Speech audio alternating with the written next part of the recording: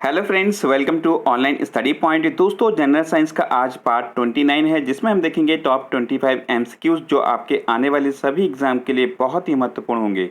दोस्तों, यह video daily शाम को 5 बजे प्राप्त हो जाएगा और इस वीडियो की पीडीएफ आप हमारे टेलीग्राम ग्रुप से प्राप्त कर सकते हैं। दोस्तों, अगर वीडियो अच्छा लगे तो प्लीज़ लाइक और शेयर जरूर करिए और ऑनलाइन स्टडी पॉइंट को सब्सक्राइब करना ना भूलिए। दोस्तों, आप लोग से रिक्वेस्ट है कि इस वीडियो को ज़्यादा से शेयर करिए और अपने स्टडी रिलेटेड ग्रुप में जरूर शेयर करिए। और आज के वीडियो का टारगेट है 4K। चलिए स्टार्ट करते हैं आज का सेशन। और आज का पहला क्वेश्चन है, लेंस किससे बनता है? तो देखिए, जो लेंस बनता है वो किससे बनता है? तो देखिए, इसका राइट आंसर हो जाएगा ऑप्शन नंबर यहाँ पे बी करेक्ट हो जाएगा, इनकी फ्लंट ग्लास, जिससे ये लेंस बनाए जाते हैं। देखिए, लेंस जो है दो प्रकार के होते हैं, एक आवासीय या जिसको हम कहते हैं अभिसारी, जिसको हम उत्तल लेंस बोलते हैं। दूसरा अपसारी लेंस होते हैं, जिसको हम कहते हैं अवतल लेंस। ठीक है। और देखिए, लेंस जो अवतल लेंस होता है उसका प्रयोग किया जाता है आंखों के चश्मा बनाने के लिए किया जाता है। ठीक है। और देखिए, जो फ्लिंट ग्लास है इसका अणुसूत्र क्या होता है? K2O PbO 6SiO2, ये एक तरह से इसका अणुसूत्र होता है। ठीक है। और देखिए, इसका जो उपयोग किया जाता है, जो प्रयोग कहाँ कहाँ किया जाता है, देखिए कैमरे में, दूरबीन में, इन सारी चीज़ के जो लेंस बनाने में इसका प्रयोग किया जाता है। ठीक है। इसके अलावा जो कृत्रिम मणि बल्ब, इन सारी चीज़ में इसका प्रयोग किया जाता है। ठीक है। तो ये सारे इंपॉर्टेंट फैक्ट्स आप ध्यान रखेंगे। ठीक है। चलिए अगला क्वेश्चन देखते हैं, किस पौधे को हर्बल इंडियन डॉक्टर कहा जाता है? देखिए, आप सभी को पता होगा कि जो है ये हर्बल इंडियन डॉक्टर किसको कहते हैं, लेकिन इससे जुड़ी हुई जो फैक्ट्स मैं यहाँ पे इंक्लूड करता हूँ, देखिए वो इम्पॉर्टेंट बहुत ज़्यादा होता है। तो आप लोग क्वेश्चन के साथ साथ जो फैक्ट्स है उसको जरूर ध्यान रखेंगे। एग्जाम में यहाँ से कोई भी क्वेश्चन आपको जो है नहीं जो है यहाँ से जो है बच पाएगा। ठीक है। एक तरह से हम जैसे कि सारी चीज़ को कवर कर रहे हैं। ठीक है। तो देखिए, इसका राइट आंसर है ऑप्शन नंबर ए यहाँ पे आंवला। देखिए, अभी जो यूपीपीसीएस में क्वेश्चन पूछा गया था जी, कौन सा ऐसा प्रोडक्ट है जिसमें जो सिट्रस एंड की जो जो विटामिन सी है वो सबसे ज़्यादा किस में पाया जाता है? तो देखिए, नींबू, उसमें लेमन, ये सारी चीज़ दिया था, लेकिन आंवला जो है सबसे ज़्यादा इसमें विटामिन सी पाया जाता है। और एक चीज़ ध्यान रखेंगे कि विटामिन सी की कमी से कौन सा रोग हो जाता है? स्कर्वी रोग होता है। और देखिए, विटामिन सी का जो रासायनिक नाम या इसका दूसरा नाम क्या है? Ascorbic acid. तो कई बार ये चीज़ भी पूछा जाता है कि इसकी कमी से कौन सा रोग होता है, इसका दूसरा नाम क्या है। ठीक है। तो ये सारी चीज़ आप ध्यान रखेंगे। और देखिए, विटामिन सी, इसमें हम देखते हैं कि जो आंवले में विटामिन सी बहुत ज़्यादा मात्रा में होती है, जो हमारी आंखों, बालों और त्वचा के लिए बहुत ज़्यादा फायदेमंद होती है। ठीक है। चलिए अगला क्वेश्चन देखते हैं, ओजोन ऑक्सीजन का डैश है? तो देखिए, ओजोन ऑक्सीजन का क्या है? तो देखिए, ये एक तरह से एलोट्रॉप है। ठीक है। ओजोन जो है ऑक्सीजन का एलोट्रॉप है। अब देखिए, ये एलोट्रॉप होता क्या है? तो देखिए, एलोट्रॉप क्या है? जब एक ही तत्व कई रूप में मिलता है तो तत्व के इस गुण को हम अपरूपता या एलोट्रॉपी कहते हैं। ठीक है। तो अगर कोई भी तत्व जो है अलग अलग रूपों में मिलता है तो उसको हम क्या कहते हैं? एलोट्रॉपी कहते हैं। नेक्स्ट क्वेश्चन यहाँ पे हम देखते हैं, जमे हुए खाद्य पदार्थ यानी कि जिसको हम कहते हैं कि जो फ्रोजन फूड्स होते हैं, जैसे आपने देखा होगा फ्रोजन मटर्स आते हैं, फ्रोजन बहुत सारे जो है चीज़ें आती हैं। तो ये फ्रोजन, जैसे आपने पनीर देखा होगा, तो ये फ्रोजन फूड्स है।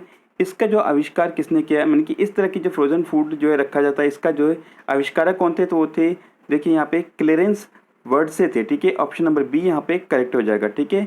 और देखिए, यहाँ पे अल्फ्रेड नोबल और माइकल फैराडे, इन्होंने किसकी खोज की थी? तो देखिए, अल्फ्रेड नोबल जो बहुत ही जो जिनके नाम पर जो नोबेल पुरस्कार दिया था, जिन्होंने 1867 में डायनामाइट की खोज की थी। ठीक है।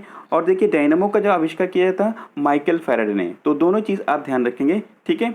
चलिए अगला क्वेश्चन देखते हैं, इंसिनरेशन का प्रयोग निम्न में से किसके लिए किया जाता है? तो देखिए, ये एक ऐसी जो प्रक्रिया है जिसमें हम देखते हैं कि जो कचरे को जो है उसमें जो है एक तरह से जलाने के काम आता है। ठीक है। एक तरह से इस प्रोसेस को जो है, देखिए बहुत सारे ऐसे केमिकल जो कचरा होता है, जो आपने देखा होगा हॉस्पिटल, इन सारी चीज़ जगह पे या औद्योगिक क्षेत्र में पाए जाते हैं, उनको जो है एक बहुत ही अच्छे तरीके से जो है जलाया जाता है, इसको हम इंसिनरेशन कहते हैं। और देखिए कि ये एक तरह से इस प्रोसेस, आप फिगर में देख लेंगे, इस प्रोसेस के थ्रू जो है इसको जलाया जाता है। और देखिए, इसमें क्या होता है कि जो अवशिष्ट पदार्थ होते हैं उसको जो है एक तो जलाने की जो प्रक्रिया होता है, जिसमें बहुत सारे ऐसे पदार्थ होते हैं जो जो ह्यूमन बीइंग के लिए बहुत ही नुकसानदायक होता है, इसको उस जलाने के लिए जो है अलग प्रोसीजर है ये। ठीक है। तो इसका नाम ध्यान रखेंगे, इंसिनरेशन। ठीक है।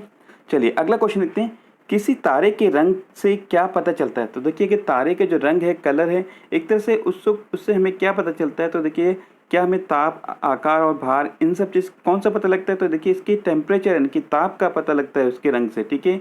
अगर उसके रंग की जो परिवर्तन होता है यानी कि उसके टेम्परेचर में परिवर्तन होने के कारण हम देखते हैं कि ये जो तारों के रंग में जो परिवर्तन है वो टेम्परेचर के कारण होता है। ठीक है, चलिए अगला क्वेश्चन देखते हैं। बरसात के दिन जल पर छोटी तेलीय परतों में चमकीले रंग किसके कारण दिखाई देता है? तो देखिए कि जो चमकीले रंग होते हैं तो वो किसके कारण दिखाई देते हैं? तो ये परिक्षेपण यानी कि डिस्पर्सन के कारण दिखाई देता है। ऑप्शन नंबर सी करेक्ट होगा। देखिए डिस्पर्सन होता क्या है एक तरह से, तो देखिए कि जब जैसे कोई भी प्रकाश प्रिज्म से होकर गुजरती है तो वो क्या करती है, जैसे आप फिगर में देख रहे होंगे, विभिन्न रंगों में उसको प्रकाश को बांट देती है। जैसे एक श्वेत प्रकाश है, इसको अलग अलग जो है रंगों में बांट देती है, जिसको विबग्योर के नाम से हम उसको याद करते हैं। और इसको हम क्या कहते हैं, परिक्षेपण या डिस्पर्सन कहते हैं। और देखिए कई बार एग्जाम में पूछा जाता है कि जो विक्षेपण होता है या परिक्षेपण जिसे डिस्पर्सन कहते हैं, इसमें सबसे अधिक रंगों का जो विक्षेपण होता है वो कौन से रंग का होता है? बैगनी रंग का। और सबसे कम रंग का होता है वो एक तरह से वो कम बिखरती वो है लाल रंग। ठीक है, तो ये चीज़ ध्यान रखें। और देखिए इसीलिए लाल रंग की चीज़ों से ही सिग्नल बनाए जाते हैं। ठीक है, कई बार ये पूछा जाता है कि लाल रंग का ही क्यों सिग्नल बनाया जाता है, तो इसका मेन कारण ये है डिस्पर्सन। ठीक है, अगला क्वेश्चन है लैम्बर्ट नियम किससे संबंधित है? तो देखिए अलग अलग नियम है, अलग अलग चीज़ों पे निर्भर करती है और ये प्रदीप्ति के ऊपर जो है संबंधित है लैम्बर्ट का नियम। ठीक है, तो देखिए अलग अलग जो नियम है उसको आप ध्यान रखेंगे। उसके एग्जाम में ये चीज़ नहीं आएगा कि ये किससे संबंधित है, या कुछ बार ऐसा पूछा जाता है कि ये किससे रिलेटेड है, इस ये और कोई भी एक सीक्वेंस दी जाती है और बताया जाता है कि इसमें कौन सा नियम कार्य करता है। ठीक है, तो इसलिए आप नियम को समझना बहुत ज़रूरी है। अगला क्वेश्चन इसमें हम देखते हैं, पैरोक्सीसिटाइल नाइट्रेट एक है। तो देखिए ये एक तरह से एक जो क्या है इसके बारे में बताना है, तो एक तरह से ये एक द्वितीयक प्रदूषक है। ठीक है, पैरोक्सीसिटाइल, और देखिए पैरोक्सीसिटाइल नाइट्रेट एक द्वितीयक प्रदूषक है। देखिए द्वितीयक और प्राथमिक प्रदूषक क्या होते हैं? तो देखिए कि जो प्राथमिक प्रदूषक होते हैं वो एक वायु प्रदूषक है जो एक स्रोत से सीधे उत्सर्जित होता है। लेकिन जो द्वितीयक प्रदूषक होते हैं, जो पॉल्यूटेंट होते हैं, वो सीधे जो है उत्सर्जित नहीं होते हैं, लेकिन वो जब वायुमंडल में अन्य प्रदूषक यानी जैसे जो प्राथमिक प्रदूषक है उसके साथ प्रतिक्रिया करते हैं तब ये द्वितीयक प्रदूषक बनते हैं। ठीक है, तो ये डायरेक्टली नहीं बनते हैं जो द्वितीयक वाले होते हैं। ठीक है, और देखिए इसका जो फॉर्मूला है आप देख लेंगे, जो पैरोक्सीसिटाइल नाइट्रेट का केमिकल फॉर्मूला है C2H3NO5। तो देखिए कई बार एग्जाम में ये केमिकल फार्मूला भी पूछ लिया जाता है, तो देखिए कि हर बार मैं कोशिश करता हूँ कि जो इसमें फॉर्मूला भी बताते चलूँ। ठीक है, चलिए अगला क्वेश्चन देखते हैं। भूरी हवा शब्द का प्रयोग निम्न में से किसके लिए किया जाता है? तो देखिए भूरी हवा यानी कि ब्राउन एयर, ये किसके लिए प्रयोग किया जाता है? तो देखिए ये जो एक तरह से फोटोकेमिकल स्मॉग के लिए किया जाता है। ठीक है, ऑप्शन नंबर ए यहाँ पे करेक्ट हो जाएगा। और देखिए फोटोकेमिकल स्मॉग क्या है, जिसको हम कहते हैं आधुनिक धुंध। और देखिए ये एक प्रकार का एक वायु प्रदूषण होता है जो हम देखते हैं कि जो इंजन है और औद्योगिक क्षेत्र से जो निकलने वाले धुएं हैं वो एक तरह से देखते हैं कि सूरज की रोशनी के साथ वातावरण में प्रतिक्रिया करते हैं और एक तरह से फोटोकेमिकल का गठन करते हैं। ठीक है, जिसको हम कहते हैं फोटोकेमिकल स्मॉग कहते हैं। ठीक है, और ये एक तरह से एक वायु प्रदूषण है। अगला क्वेश्चन देखते हैं, जब ग्लिसरॉल की एक बूंद को KMnO4 को एक पेपर में प्रसार में जोड़ा जाता है तो क्या होता है? तो देखिए कि अगर हम इसको ग्लिसरॉल को KMnO4 के साथ एक तरह से हम उसको जोड़ रहे हैं तो उसमें क्या होता है, एक हिंसक यानी कि एक विस्फोटक के रूप में ये कार्य करने लगता है। ठीक है, तो ये चीज़ ध्यान रखेंगे। और देखिए बहुत सारे ऐसी चीज़ें जैसे ट्राइनेटोटालबिन, ये सारे एक विस्फोटक के रूप में जाने जाते हैं। अगला क्वेश्चन देखते हैं, जब एक गेंद को लंबवत ऊपर की ओर फेंका जाता है तो उसकी गति में क्या विपरीत रहती है? यानी कि देखिए कोई अगर हम ऊपर की ओर गेंद फेंक रहे हैं तो उसके विपरीत में क्या चीज़ कार्य करती है? तो देखिए विपरीत में इसमें क्या कार्य करती है, इसकी जो है ऊर्जा। ऑप्शन नंबर यहाँ पे ए करेक्ट हो जाएगा। देखिए इसका मेन रीज़न क्या है, देखो जो काइनेटिक एनर्जी होती है उसका देखिए फॉर्मूला क्या होता है, आपको पता होगा कि kinetic energy equal to ½ mv² होता है। तो देखिए जो द्रव्यमान है वो चीज़ फिक्स होगा, तो कि जो इसकी जो वेलोसिटी है तो एक तरह से इसकी जो वेलोसिटी उस पर चेंज होगा तो उसकी काइनेटिक एनर्जी में भी चेंज होगी। ठीक है, तो इसीलिए जो एक तरह से वो ऊर्जा उसके विपरीत कार्य करती है। अगला क्वेश्चन देखते हैं, तापमान जिस पर फ़ारेनहाइट और सेंटीग्रेड दोनों पैमाने का एक ही मान होता है, यानी कि ऐसा कौन सा टेम्परेचर है जिस पे फ़ारेनहाइट और डिग्री सेंटीग्रेड दोनों का जो है मान एक ही आता है? और इसका राइट आंसर होगा ऑप्शन नंबर बी, यानी कि -40 सेंटीग्रेड। अगर देखिए कि इसका जो कन्वर्ट करने का फॉर्मूला होता है फ़ारेनहाइट से सेंटीग्रेड, वो होता है F-32 × 5/9 = C। इस फार्मूले के अगर आप इस वैल्यू को पुट करते हैं तो इसमें आप देखेंगे कि दोनों की वैल्यू जो है इसमें इक्वल आएगी। ठीक है, नेक्स्ट क्वेश्चन यहाँ पे हम देखते हैं, पूर्ण शून्य एक तापमान है जिस पर डैश। तो ये यहाँ पे बताना कि पूर्ण शून्य एक तापमान है और इस स्थिति में क्या कंडीशन होती है, कैसे क्या होता है। तो देखिए इसमें क्या होता है कि गैस में आणविक गति बंद हो जाएगी, ठीक है। तो इनकी अगर पूर्ण शून्य तापमान होगा तो उसमें गैसों की जो आणविक गति है वो पूरी तरह से बंद हो जाएगी, ठीक है। ये चीज़ याद रखेंगे। चलिए अगला क्वेश्चन देखते हैं, एक नॉन वॉलेटाइल जो सॉलिड है को पानी में मिलाया जाता है, इसका क्वथनांक क्या होगा। यानी कि अगर कोई भी ऐसे नॉन वॉलेटाइल जिसको परिवर्तन नहीं होता है, ऐसे सॉलिड को अगर हम पानी में मिलाया जाता है तो उसमें क्या होगा। तो देखिए उसमें एक तरह से जिसको क्वथनांक क्या होगा, बढ़ जाएगा, ठीक है। तो देखिए कि और जो क्वथनांक होता है, देखिए क्वथनांक क्या होता है, तापमान का एक ऐसा बिंदु या वह जो हम एक ऐसा टेम्परेचर जिस पर हम देखते हैं कि जो है द्रव उबलने शुरू कर देता है और इसको ही हम क्वथनांक कहते हैं। और देखिए इससे पहले भी मैंने बताया था कि एक क्वेश्चन इसमें आया था कि जैसे अगर किसी जो है जल में या किसी ऐसे द्रव में जो अशुद्धियों को मिलाने से उसके क्वथनांक में क्या फ़र्क पड़ेगा, तो उसमें भी क्या होता है कि उसके जो क्वथनांक जो है यानी कि बॉइलिंग पॉइंट वो इंक्रीज़ हो जाता है। अगला क्वेश्चन देखते हैं, गर्मियों में मिट्टी के बर्तन में रखा पानी ठंडा क्यों नहीं होता है, क्यों हो जाता है। तो देखिए एक तरह से हम देखते हैं कि पानी ठंडा इसलिए होता है, इसमें वाष्पीकरण की वजह से यानी कि भाप की वजह से एक तरह से हम देखते हैं कि वो मिट्टी जो है ठंडा हो जाता है। और देखिए इसमें क्या, इसका मेन क्या कारण है कि जैसे मिट्टी के बर्तन में बहुत छोटे छोटे छेद होते हैं जिसमें हम देखते हैं कि जो गर्म हवा है पानी के, जो जैसे गर्मियों में वाष्प बनता है वो एक तरह से हम देखते हैं कि वाष्पीकरण के द्वारा जो वो आप जो है निकल जाता है वाष्प और एक तरह से वो टेम्परेचर को कम करने लगता है, ठीक है। और इसीलिए हम देखते हैं जो घड़े या मिट्टी के बर्तन जो भी होंगे उसमें रखा हुआ पानी एक तरह से वो ठंडा होता है, ठीक है।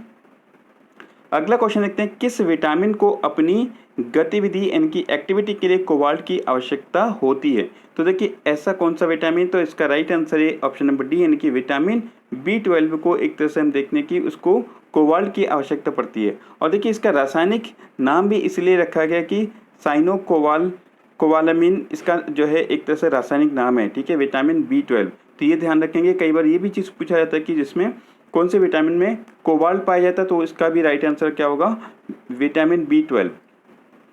अगला क्वेश्चन देखते हैं, यूकेरियोटिक कोशिका में प्लाज्मा झिल्ली किससे बनी होती है। तो देखिए जो यूकेरियोटिक कोशिकाएं होती है उसमें जो झिल्ली बनी होती है प्लाज्मा की, वो एक तरह से जो है फास्फोलिपिड की बनी होती है। ऑप्शन नंबर यहाँ पे ए करेक्ट हो जाएगा, ठीक है। तो इसकी देखिए कि जो कोशिका है ये फास्फोलिपिड की बनी होती है। और देखिए इसकी जो कोशिका की संरचना होती है, आप इस फिगर में देख रहे होंगे, देखिए दो प्रकार की सेल एक तरह से होती है कि एक होता है प्रोकैरियोटिक और एक होता है यूकैरियोटिक, ठीक है। तो देखिए इसमें जो है अलग अलग चीज़ में ध्यान रखेंगे कि देखिए इसमें क्या होता है, सेल वॉल नहीं होता है, इसमें सेल वॉल होता है, ठीक है। दोनों में सेल मेम्ब्रेन पाया जाता है किंतु यहाँ पे सेल वॉल एब्सेंस रहता है। तो ये चीज़ का एक मेन डिफरेंस है, ठीक है।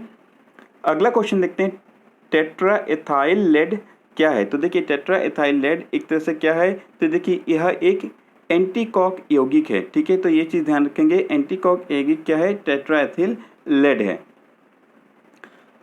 अगला क्वेश्चन है, गलत प्रकार के रक्त चढ़ाने पर मनुष्य में क्या हो सकता है। तो देखिए अगर किसी को गलत जो है ब्लड ग्रुप चढ़ाया जाता है तो उसमें क्या हो सकता है। तो देखिए इसका मेन का क्या कारण हो सकता है, इसमें आरबीसी ग्लूटिनेट हो जाएगा। ऑप्शन नंबर इसमें सी करेक्ट हो जाएगा, ठीक है, आरबीसी एग्लूटिनेट हो जाएगा। और देखिए इसमें क्या होता है कि जैसे जो आरबीसी है, देखिए वो इसको हम क्या कहते हैं, रेड ब्लड सेल कहते हैं। और एक तरह से हमारे जो रक्त है उसमें ऑक्सीजन का वाहक होगा। और अगर किसी के इसमें अगर गलत जो है रक्त ब्लड ग्रुप चढ़ाया जाएगा तो उसमें एक तरह से इन सारी चीज़ जो प्रोसेस है इसमें डिस्टर्बेंस हो जाएगी, ठीक है, जिसको हम क्या कहते हैं, आरबीसी एग्लूटिनेट कहते हैं, ठीक है। और देखिए आरबीसी का जो कई बार ये पूछा जाता है कि आरबीसी का जीवन काल कितना होता है, तो 20 से लेकर जो है 120 दिन होता है। और जो आरबीसी है ये कहाँ पे नष्ट होता है, ये जो है यकृत और प्लीहा में ये नष्ट होता है। और ये उत्पन्न कहाँ होता है, बोन मैरो में ये उत्पन्न होता है। अगला क्वेश्चन देखते हैं, बंदूक की गोली लगने पर यदि गोली नहीं हटाई जाए तो यह विषाक्तता का कारण क्या हो सकता है। तो देखिए अगर इसमें देखिए कि क्या होता है कि आर्सेनिक होता है, जो कि एक तरह से हम देखते हैं कि ये जो है जहरीला होता है और एक तरह से शरीर में जो है इसके कारण जहर फैल जाती है। देखिए आर्सेनिक का सिंबल होता है AS होता है और इसका एटॉमिक नंबर कितना होता है, 33। और देखिए आर्सेनिक क्या है, एक उपधातु है, इसमें धातु के जो है अधातु के गुण ज़्यादा होते हैं और धातु के गुण कम होते हैं, परंतु इसको एक तरह से एक दोनों के गुण होते हैं जिसमें धातु और अधातु के, तो उसको हम मेटलॉइड या उपधातु कहते हैं, ठीक है। तो ये चीज़ आप ध्यान रखेंगे।